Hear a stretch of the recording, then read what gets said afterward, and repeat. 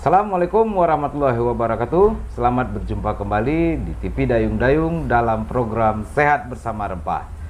Hari ini kita telah kedatangan tamu bersama Om Jamal Jainan. Selamat berjumpa kembali Om. Ya. Di mana kita tahu Indonesia ini terhampar dari pulau kepulauan yang kaya akan hasil bumi dan hasil rempah. Di Nusantara bagian timur dimulai proses tersebut. Singkat cerita kita kembali ke Om Jamal untuk menceritakan lebih jelas. Dan salah satu kekayaan alam di Indonesia mungkin di Asia atau hanya di Indonesia. Saya tertarik dengan kunyit, Om. Untuk beberapa waktu ke depan kita akan membahas soal kunyit bersama Om Jamal. Ya, selamat siang Om. Boleh saya bertanya hal sepele ini bagi orang kunyit? Silakan Om beritahukan kami apa itu kunyit dan bagaimana kunyit ini bisa menjadi salah satu hal yang menarik untuk diperbincangkan. Ya, kalau masalah kunyit ini semua orang pada tahu, sudah tahu ya. Karena kunyit ini hubungannya dengan memasak kan? Memasak gulai ikan pakai kunyit kan? Seluruhnya di mana-mana saja orang bikin gulai, bikin apalah yang pakai sambal ya atau gulai ya, gulai untuk masakan pakai santan pasti pakai kunyit. Jadi kunyit ini sebetulnya hidupnya di Asia, bukan di Indonesia. Asia Tenggara. Dari sanalah dia berkembang ke Indonesia, berkembang ke Filipina lah, ke Malaysia, ke Thailand. Jadi merata orang mendapat kunyit ini. Oh, berarti bukan produk Indonesia? Enggak, bukan produk Indonesia. Malah dari Asia Tenggara itu salah satunya Indonesia dia tumbuh ke sini kan. Mungkin proses dibawa orang-orang kan gitu.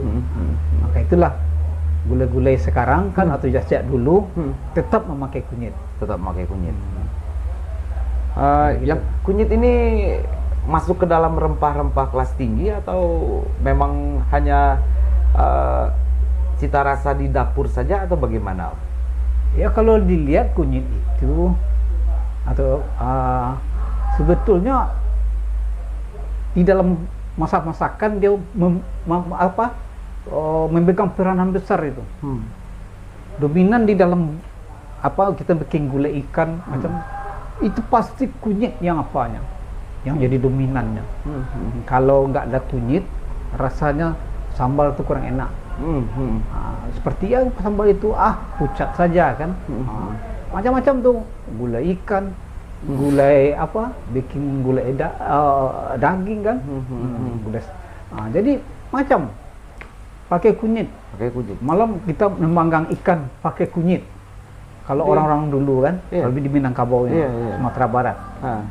Pakai kunyit. Itu. Ini cerita di Minangkabau, identiknya memang pakai kunyit. Apakah kunyit ini di Nusantara tetap ada ditemukan di masakan-masakan lain, Dok? Semuanya itu, tapi kan di Asia Tenggara. Bahkan di Tiongkok tuh pakai kunyit. Di Tiongkok pakai kunyit.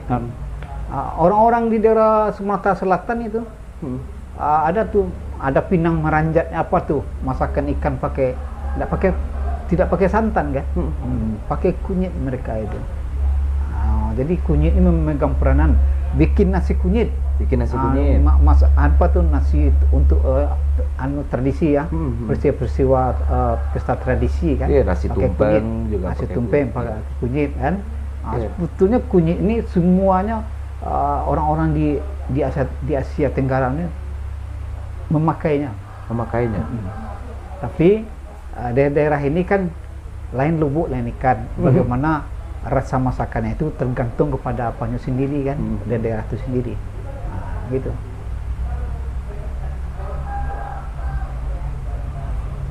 Ya, apakah kunyit ini mampu untuk memberikan cita rasa atau hanya sekedar warna? Dia memberi cita rasa. Memberikan cita rasa. Contohnya kita di Sumatera Barat ini, kalau ada tahu yang bulat tuh, Apa? yang itu ada di kota pantai itu, apa namanya, salalaua. Oh, salalaua. Iya, iya, iya. Itu Ini- masakan ini ya, makanan kuliner khas Pariaman ya, Pariaman. Salah ikan itu kan, Iya, iya. itu memakai kunyit, harus dominan itu, Hmm. harus terasa kunyitnya. Kalau tidak terasa kunyit tidak enak. Hmm. Selain didukung oleh ikan ya, Iya. rasa ikan, tapi kunyitnya tidak ada, nggak enak. Begitu peran kunyit itu. Memanggang ikan harus pakai kunyit gitu. Kalau tidak salah di Salah tadi memakai daunnya juga sebagai Iya, media. daunnya dipakai juga, Sampai ke kunyitnya daun. dipakai juga. Iya, iya, benar-benar. Kalau pakai nggak enak. Pokoknya menumis apalah ada kunyitnya. Cita rasa apa yang diberikan oleh kunyit ini? Om? Rasa apa itu? Oh, gurih dan harum rasanya. Harum. Iya. Kalau dulu ada orang tua lama ya, kalau ada dia beli minyak curah itu, kan murah meriah minyak curah, tapi rasanya apa itu? Tidak harum minyak itu, rasanya. Kalau di Sumatera Barat namanya pada namanya itu. Pada. Ya. Minyak itu rasanya pada katanya. Seperti apa sepat apa rasanya? Sepat, ya, itu iya, bahasa Indonesia ya kan. Ternyata setelah diambil daun kunyit, kan minyak dimasukkan, dipanaskan, masukkan daun kunyit, nanti hilang yang sepat itu. Wah, minyak tuh harum. Berarti kunyit ini sejenis umbian juga, Om? Iya. Ya. Iya. Berarti mulai dari umbi hingga ke daun-daunnya Berguna. fungsional, Om ya? Iya. Yang tadi kan untuk minyak itu kan daunnya. Iya, Tapi daunnya itu berguna dalam gulai itu masak-masakan itu. Masuk dalam gulai juga. Ya, peranan besar dia itu. Wah. Sama dia dengan dia itu. Berarti ini memang tumbuhan yang terpakai, Om? Iya, Mulai dari memang umbi. kalau kita menggulai nggak ada kunyit, nggak enak kalau masakan. Iya, iya, iya. Apa selain salalaua yang sangat identik dengan kunyit ini, Om? Selain mungkin Sumatera Barat ada gulai-gulai kuning dan sala. Iya. Kalau di daerah lain ada, Om, yang khas dengan kunyit ini atau daun kunyit? Itu orang-orang luar kan bikin seperti apa itu? Dia memasak ikan tidak pakai santan tapi memakai kunyit. Memakai kunyit medianya. Iya, pakai daunnya. Pakai Harum daunnya. itu. Kalau kita kalau di daerah Sumatera Barat ya, Iya. pucuk ubi ini harus dikasih daun kunyit.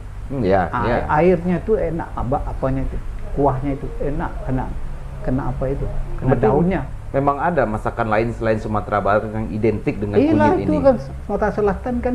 Iya, seperti tadi ada Iya. nasi tumpeng atau nasi tumpeng. kunyit Iya, ya. di Jawa kan. Masakan lain juga ada, Om Iya. ya. Pada umumnya itu. Pada umumnya memakai kunyit. Memakai kunyit. Iya. Karena kunyit ini bisa mengusir bau anyir juga. Oke.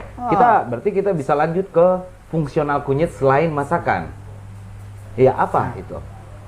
Kalau boleh dikembangkan, selain masakan berarti dia fungsional sebagai apa? Ada untuk obat-obatan. Obat-obatan juga. Seperti ya. Saya tertarik tadi Untuk kata kesehatan. Om.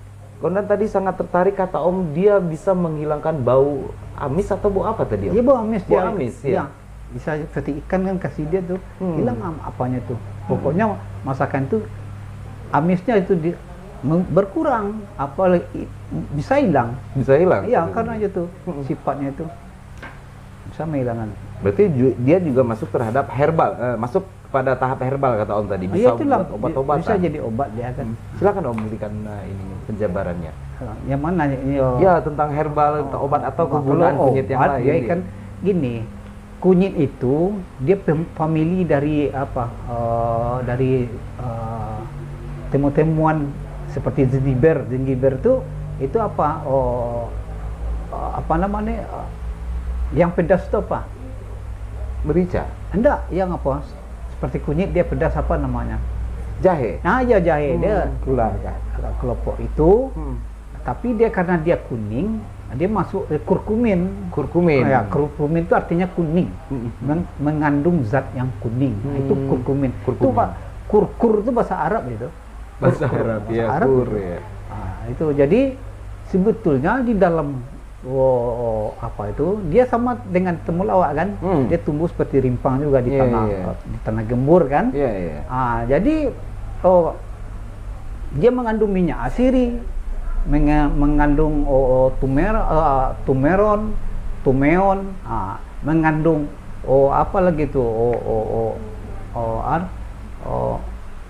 apa lagi lupa ya. Jadi itulah pokoknya mereka berkhasiat semuanya. Khasiatnya gini, dia anti-inflamasi, anti peradangan. Contohnya perut kita sakit ya. Orang mencret ya. Kata orang mencret itu berarti kita memakan makanan yang kurang steril. Jadi kita tuh diserang semacam, mungkin ada bakterinya, nama itu dalam ilmu kedokteran tuh E. coli namanya. E. coli itu bisa mencret orang dibikinnya. Jadi dengan direbus kunyit atau diperas kunyit itu, diminum airnya, bisa reda, bisa bakteri itu ngereda tuh, bisa apakah mencret kita tuh berkurang atau bisa sembuh. Jadi kalau digabung dengan ada tanaman yang lain seperti pucuk perawas, pucuk pohon jambu apa itu? Plutuk. Jambu biji. Lebih bagus. Tapi kalau dia saja sendiri, artinya tunggal, boleh juga. Dia antibakteri itu. Antibakteri. Itu penceret kita bisa reda bikinnya. Kan bakterinya melumpuh itu. E. coli itu. Bakteri membuat orang menceret. Itu. Ada kegunaan yang lain? Yang lain banyak, iya kegunaannya itu. Dia bisa melancarkan darah juga. Dan dia bisa menekan ada zat sitokin namanya. Zat sitokin itu membuat orang peradangan, membuat tubuh kita jadi peradangan. Dia bisa tuh menghambat penyakitnya, bisa meradang dalam tubuh kita. Dia bisa meredakan. Sudah tuh ya seperti tadi ya untuk melancarkan pencernaan, menjaga pencernaan. Yang paling hebat dia ya, dia komponen untuk mengobat, melindungi hati. Sama dengan temulawak dia itu. Dia bisa menjaga melindungi hati jangan sampai rusak. Tapi ada kunyit ini bisa melindungi pencernaan, melindungi sel hati, tapi jangan minumnya berlebih-lebih gitu. Ya, ada ini. Kalau berlebih-lebih, overdosis, terbalik nanti. Kan pencernaan dijaganya. Bisa pencernaan ini bisa jadi baik, perut sakit, perut meradang, bisa reda sama dia. Jadi kalau kita terlalu banyak minumnya, sebaliknya apa yang terjadi? Menjadi bisa iritasi lambung bikinnya. Berarti dia gitu bisa iritasi lambung. Jadi itu karena mengandung apa dia, Om? Ada zat asam atau bagaimana? Kenapa itulah itu terjadi? kadar di dalam apanya itu. Zatnya itu bisa membuat peradangan juga kepada lambung, akhirnya iritasi kan. Jadi jangan berlebih. Jadi ukurannya pasti ada. Tapi kalau ukurannya cukup, dia dia membantu kita. Jadi itulah bisa terbalik dia. Dia bisa saja melindungi yang lain gitu. Tapi ada lagi tuh peringatannya, jangan terlalu berlebih diminum. Bisa dia menciptakan asam oksalat. Asam oksalat itu bisa menjadi kita batu ginjal nanti. Asam oksalat. Jadi kalau terlalu banyak minum kunyit, bisa juga asam oksalat.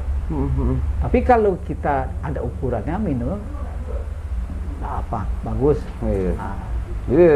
Jadi kalau seperti itu kita minum dulu, Om. Ini ceritanya menarik sekali, nanti kita sambung.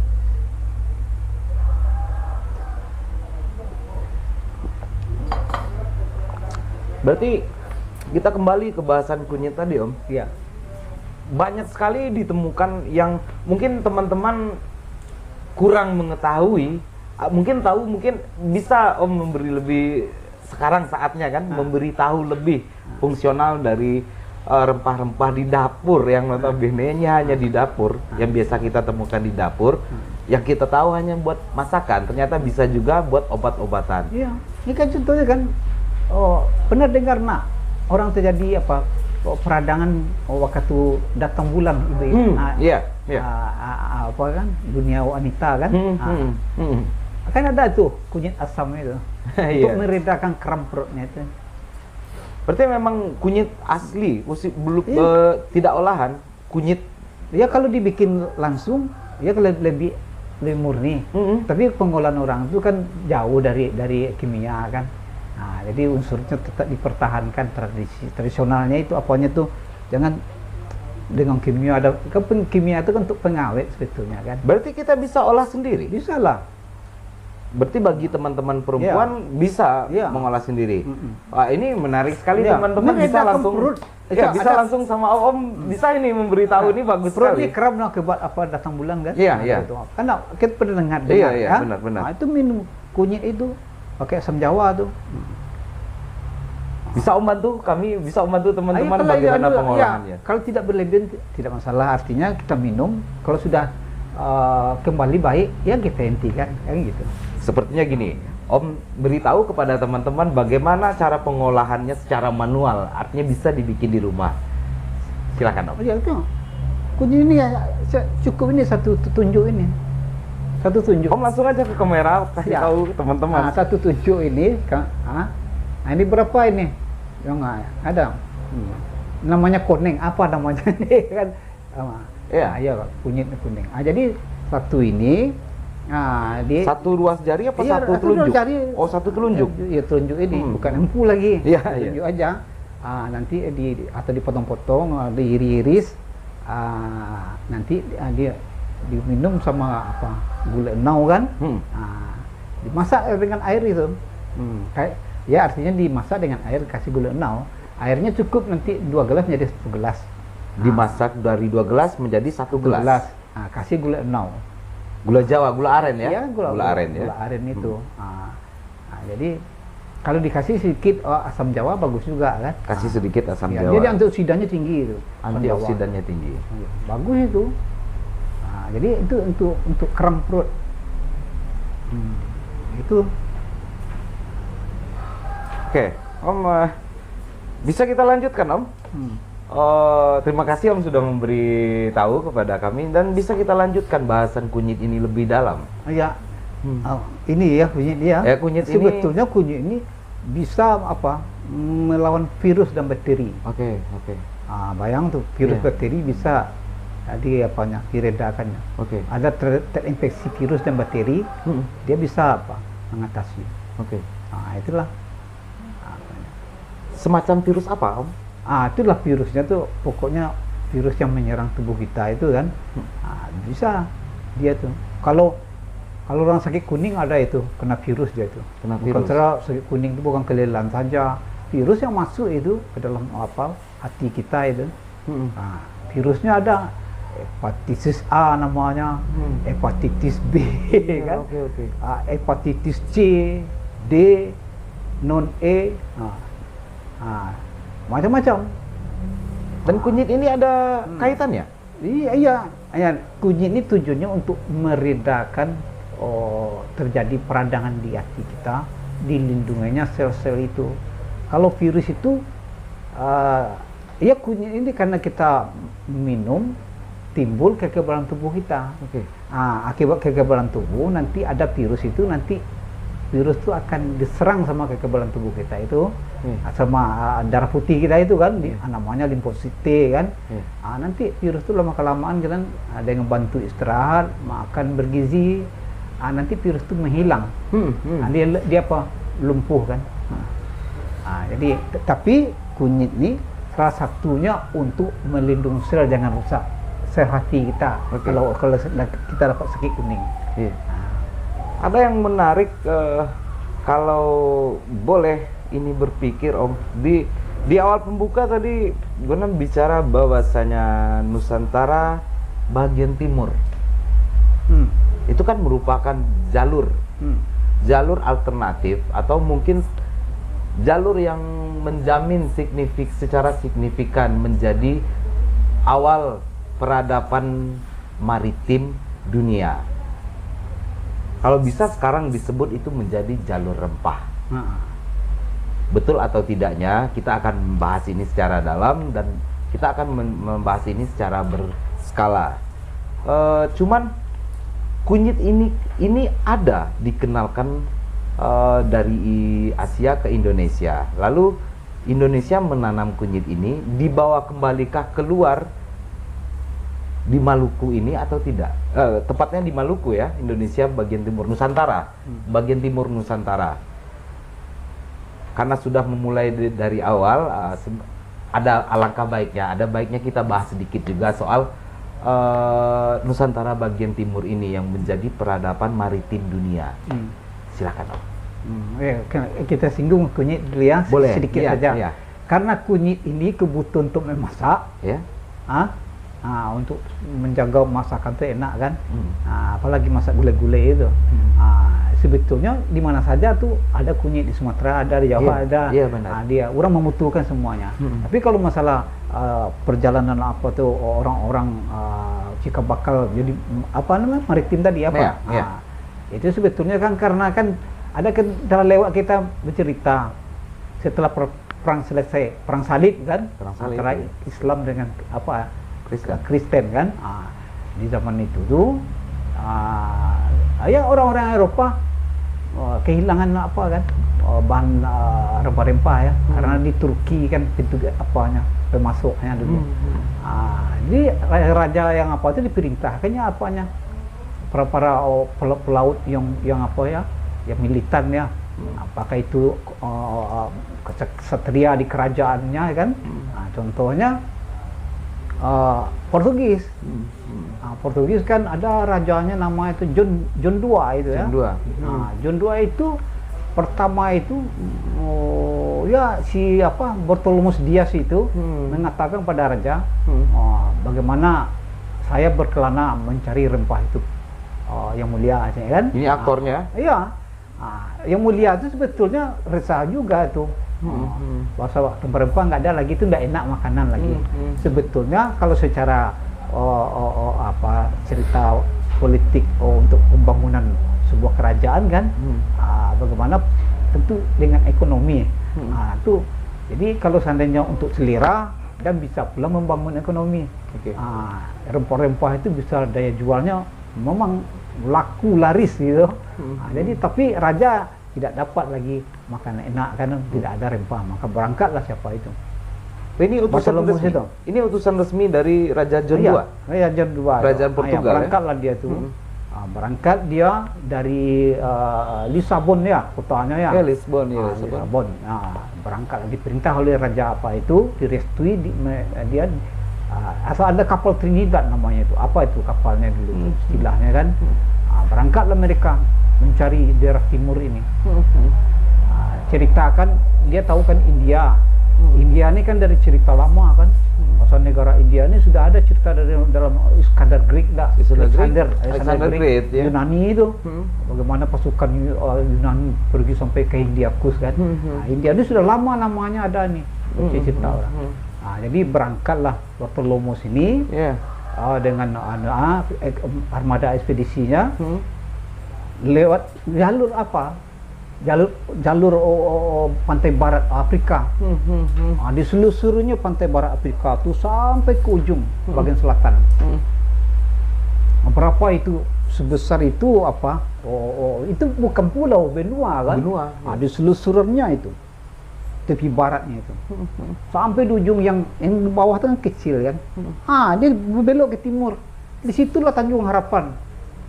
Tanjung Harapan itu, wah, itu gelombangnya dahsyat itu. Tempat badai neraka sana itu. Kalau pelaut lewat di sana, itu suatu pengujian paling hebat itu. Wah. Jadi itu tempat badai neraka di sana. Tapi sebagai dia seorang pelaut yang apa?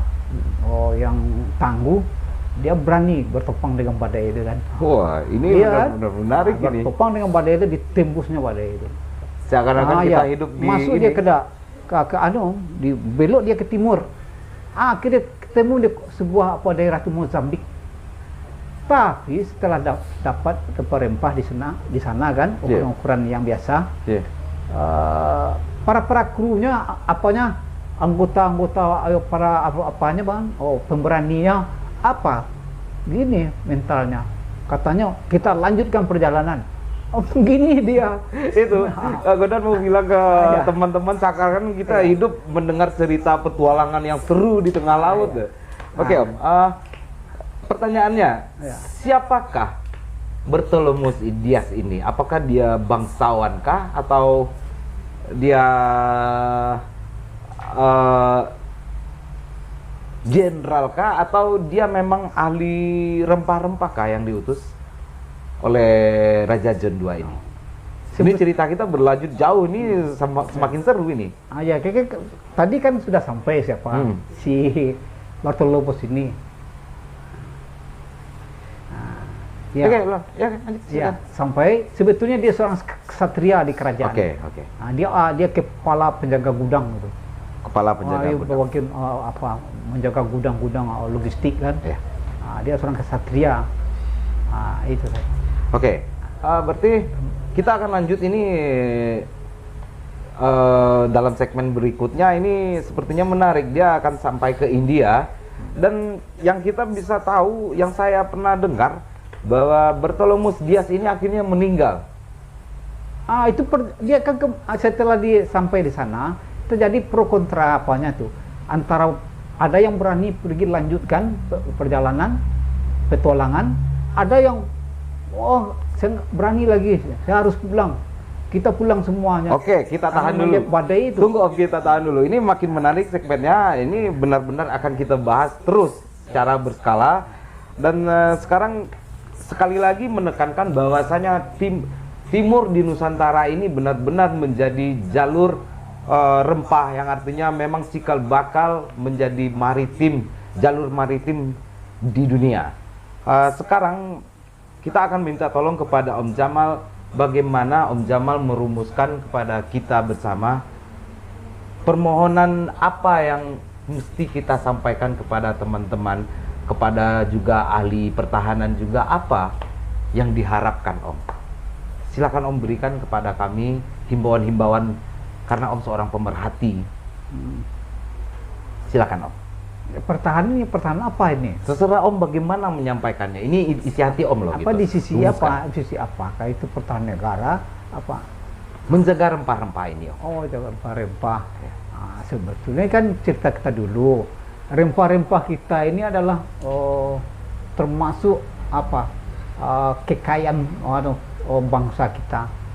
Karena sudah terkenal sejak dahulunya. Orang-orang di Eropa datang ke sini untuk berlomba-lomba untuk mencarinya atau memburunya, sampai mereka berbenturan di laut, terjadi peperangan, sampai kusir-mengusir kan. Belanda mengusir Spanyol, Inggris disuruhnya pergi. Begitulah, begitu berharganya. Karena rempah-rempah ini sekarang sudah, karena dunia sudah mengglobal, mudah didapat, mudah diekspor kemana-mana. Tapi rempah-rempah ini betul-betul yang diperlukan terus panjang masa sama kehidupan di bumi ini. Oke, berarti kita dapat pelajaran bahwasanya Indonesia harus mempertahankan kekayaan dan apa yang telah dianugerahkan Tuhan kepada bangsa ini. Saya Gondan Gerhana bersama Dayung-Dayung TV di Lapak Kopi Rempah dengan narasumber kita Om Jamal Jainan. Semoga kita bisa kembali hadir dalam acara ini Om. Sampai jumpa di lain kesempatan. Assalamualaikum warahmatullahi wabarakatuh.